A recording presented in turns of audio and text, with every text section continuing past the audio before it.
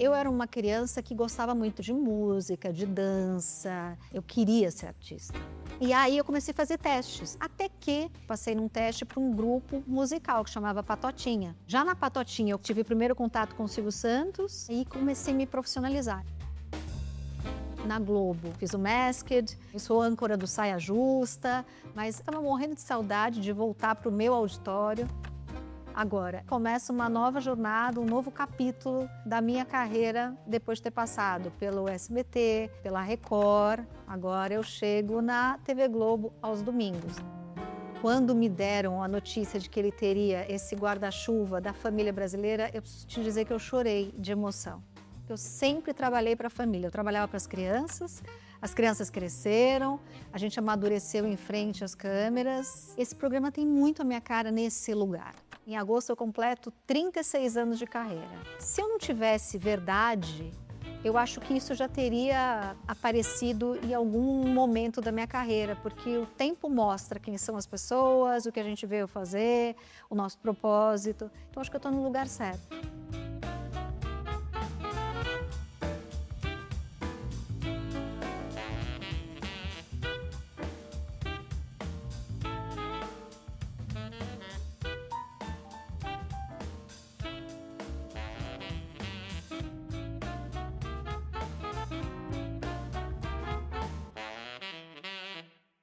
Olá, meus amigos, sejam muito bem-vindos a mais um Olho no Olho. E minha convidada está na televisão aberta desde o início dos anos 90. Nos domingos, ela é a única mulher ininterruptamente no ar desde 2005. Ela já ensinou os dedinhos, já apresentou Pokémon pro Brasil, já mostrou que tudo é possível. Também chamou o bombeiro e outro dia estava perguntando quem é você. Agora ela quer ficar o domingo em família com você. E hoje ela veio olhar no meu olho. Eliana, tudo bem, Eliana? Olho no olho com esses olhos brilhantes. Muito obrigado, muito obrigado. Minha noiva também gosta. Diretamente de Sergipe. Isso, Eli, muito obrigado por você ter vindo aqui, de verdade. Eu estou muito contente de te receber aqui no Olho no Olho. Eu muito mais posso te dizer com toda certeza que virei tua fã. Aliás, essa abertura, uma belíssima abertura. Muito obrigado, muito obrigado. Prazer estar aqui com você. Vou falar um pouquinho do programa. Como é que é o Em Família em si? É um programa de auditório, com auditório animado, que a gente vai retratar principalmente a família como centro da nossa conversa. Então, tudo que a gente puder trazer para esse tema, a gente vai trazer. Então, por exemplo, convidados que vão cantar. A gente quer saber, além do artista, a gente quer saber como é que ele é como pai, como filho. Eu vou viajar o Brasil inteiro conhecendo um pouco da cultura das famílias brasileiras do nosso Brasil. Aí a gente vem para o palco, traz essas famílias que são talentosas e que vivem da música ou querem viver da música. E aí a gente entra numa competição. E essa competição vai valer um carro 0 quilômetro para essa família, que é um prêmio muito importante para eles poderem viajar ao Brasil fazendo seus shows e também para se movimentar. Enfim, é um prêmio para a família. E aí a gente tem uma externa com um famoso que o Brasil já conhece, mas que eu não quero saber da pessoa jurídica. Eu quero saber, acima de tudo, quem é essa pessoa dentro do núcleo familiar. Então, é um programa gostoso, divertido, e é um programa que vai trazer a representatividade da família brasileira para o palco aos domingos na Globo. Qual é o grande diferencial do seu programa em relação aos seus concorrentes? Porque o Celso vai vir com um game show, a Record vai vir com um game show com o Tom Cavalcante, e me parece que você vai para uma linha que também é um pouco de competição e tal, mas você vai também ir muito para emoção. Esse é o teu diferencial? Qual é o diferencial da Em Família hoje? Eu acho que o diferencial são as histórias. E a gente está fazendo um programa com uma beleza, com uma estética que talvez eu nunca tenha podido apresentar em nenhum dos momentos da minha carreira. Mas mais do que isso, eu acho que o conteúdo, viajando o Brasil, fazendo as pessoas viajarem comigo, mostrando as nossas culturas, né, e a nossa força nesse lugar, e a música, é realmente algo que nos conecta. E é claro que ao longo de todo o processo, TV também, a gente vai fazendo o caminho caminhando, aparando as arestas, isso é fazer televisão. E o programa de auditório, ele é tão eclético, Porque nessa primeira parte a gente faz a competição musical. Depois da Copa, a gente vai trazer outros assuntos, dentro ainda do Guarda-Chuva Família, sempre. E é um programa que a gente vai fazer toda semana. Então, eu gravo na semana e vai no ar no domingo. É um programa vivo também do ponto de vista factual. Ele será ao vivo na grande final da competição e tem histórias, né? A gente vai contar também as histórias dessas famílias. E são histórias que tocam o coração, não só da gente, mas de todo brasileiro. Acho que as pessoas vão se conectar com essas histórias também, vão se ver naquele palco representadas por essas famílias. Eu acho que esse propósito meu de levar a cultura, não só entretenimento, é um diferencial que eu carrego ao longo dos anos. O Saia Justa, de certa forma, te ajudou a você perceber muito mais a sua importância em relação a, não só a família, mas em relação à voz que você tem em relação às mulheres, por exemplo? Eu acho que a TV me ensinou que ser uma comunicadora me dá, de alguma forma, uma força em influenciar as pessoas. Eu sinto essa responsabilidade muito grande, assim, nessa potência. E acho que o Saia Justa, ele me colocou num lugar, Wacker, de entender a necessidade da gente não só viver, fazer o nosso caminho caminhando, mas a gente se aprofundar nos temas femininos que são urgentes, né, para a nossa dignidade, para a nossa sobrevivência, muitas vezes, né? Essa semana vocês falaram muito, felizmente, dos casos que não param de acontecer. Sobre feminicídio, estupros. É urgente. Esse é um assunto que não é só sobre nós mulheres, é sobre uma sociedade patriarcal, uma sociedade que cresceu machista e que a gente tem que se educar, se reeducar nesse lugar. Por isso que até aqui com você é quase inevitável a gente não tocar nesse assunto. Claro. Esse respeito ao corpo feminino, né, é uma coisa que parece que não existe e que precisa existir. Então, assim, esses discursos e essa normalização de que tudo pode com a mulher tem que acabar.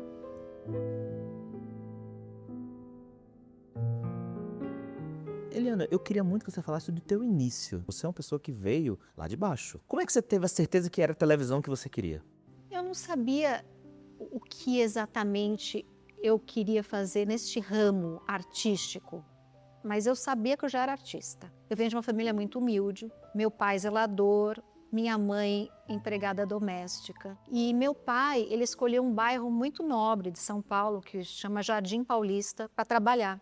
E eu nasci nesse bairro. E eu agradeço meu pai, as escolhas do meu pai e da minha mãe, de terem me colocado em lugares com excelentes referências. Eu acho que essas referências também me ajudaram a ser quem eu sou hoje, assim, apurar o olhar, conhecer novas culturas através dos olhos daquelas crianças e famílias que moravam no prédio onde meu pai era zelador e eu visitava. Então, por exemplo, eu já tinha referências de viagens internacionais através de fotos e vídeos que essas famílias me mostravam.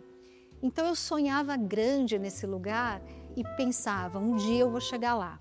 Eu queria ser artista. Tudo que tinha teatro na escola eu estava dentro, tudo que tinha dança e música eu estava dentro. E aí eu comecei a fazer testes. E aí sim, fiz o comercial do meu primeiro sutiã, com a Patrícia Luquezzi, eu não era a principal. Eu apareci em vários outros comerciais que não aparecia nem rosto, mas estava eu lá. Só de estar ali eu já estava feliz. Só de ver uma câmera, luzes, feliz. Eu estava feliz. Até que passei num teste para um grupo musical que chamava Patotinha. Tive o primeiro contato com o Silvio Santos, depois Gugu Liberato, que me convidou para participar do Banana Split, que era um grupo musical de lambada. E ali no Banana Split, fazendo o programa Qual é a Música do Silvio Santos, ele gostou muito de me ver ali desenvolta, cantando, me comunicando com a plateia. Ele me chama para me conhecer e me faz o convite para eu fazer um piloto em 1991. Isso foi em junho de 1991.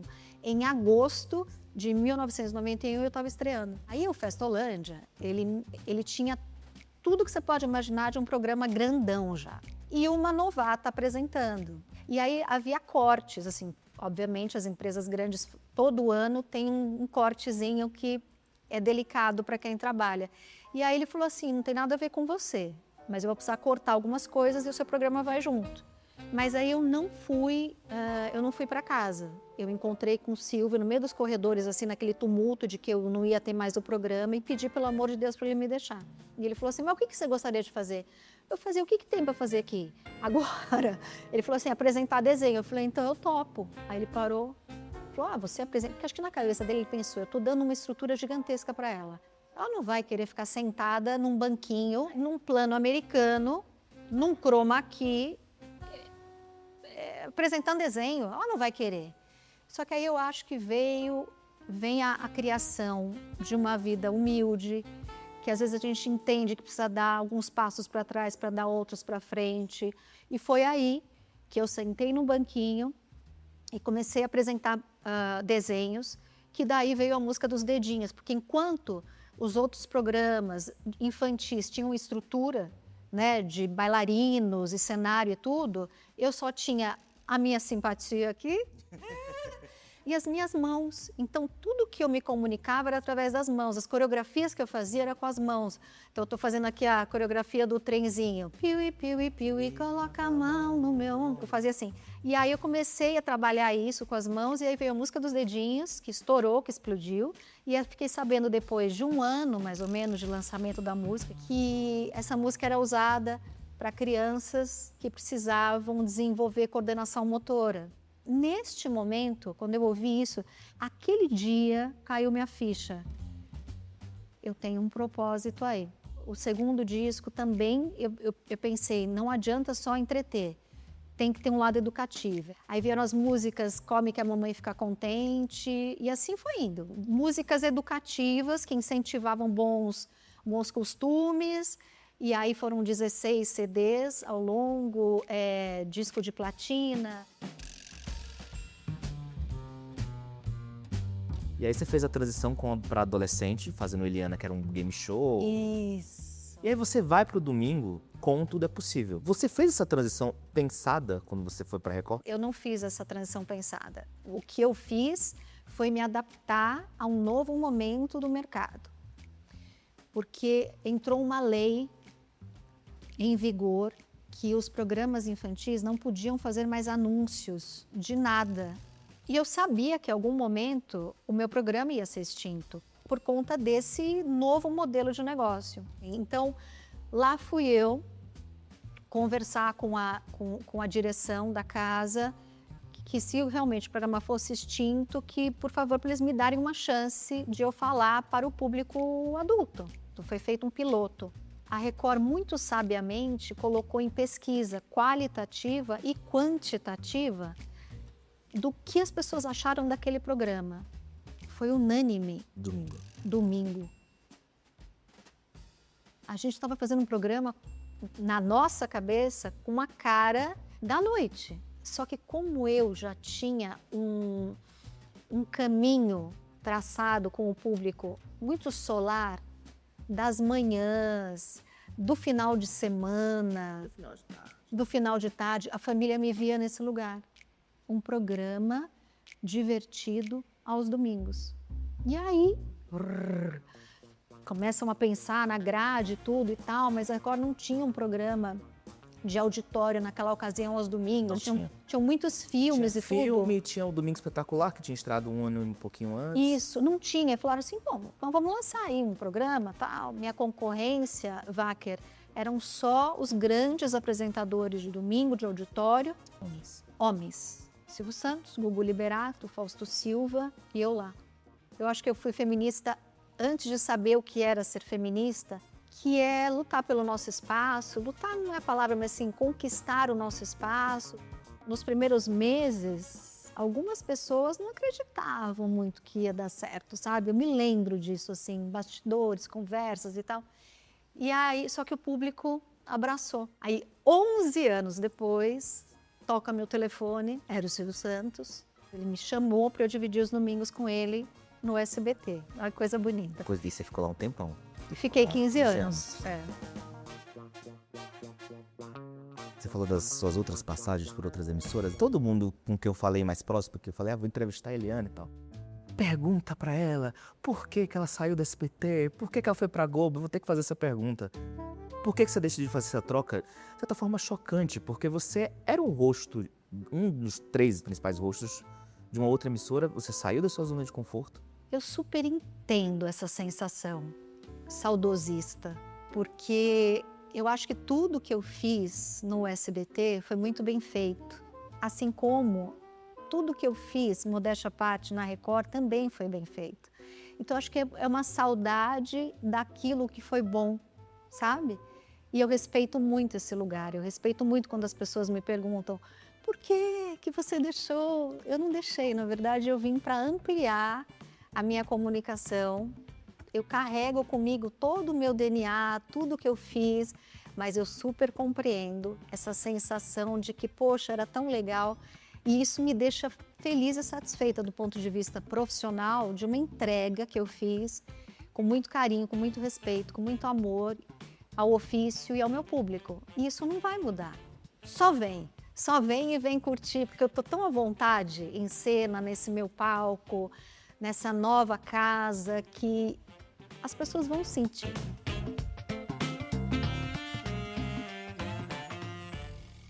Quando você pensa em família, tem um brilho diferente do seu olhar. Você é realmente uma pessoa que se importa com as pessoas. Eu gosto de gente.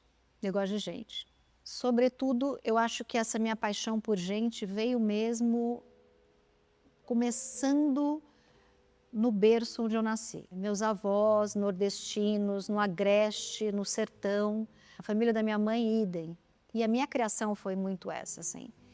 Eles têm uma inteligência emocional que, assim, você não encontra em nenhuma faculdade, em nenhum livro. Sabe quando você vai pensar nos seus antepassados, né, na sua ancestralidade?